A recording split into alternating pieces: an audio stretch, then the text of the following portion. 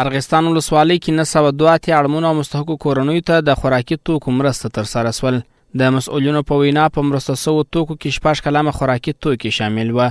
د کلو بیا رغونې او پراختیا ریاست په همکارۍ د خوړو نړیوال پروګرام په مالی مرسته او د کندهار د مهاجرینو موسسې په تخنیکی همکارۍ ارغستان ولسوالۍ کې پر 902 اړمنو او مستحقو کورنیو باندې خوراکي توکي توزیع شول. د کلو بیا رغونې او پراختیا ریاست مطبوعاتي مسؤل رحمت الله شاکر کندهار شریعت غږ رادیو ته ویل په یادو توکو کې 6 کلمه خوراکي توکي شامل و.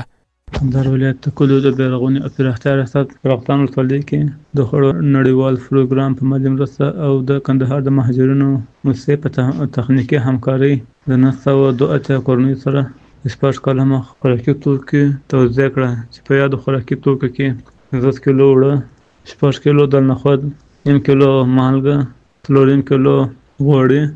1.5 کیلو د ماشومانو د خوراکي مواد او 3 کیلو سپر سیریل مواد شامل و توزیع شو.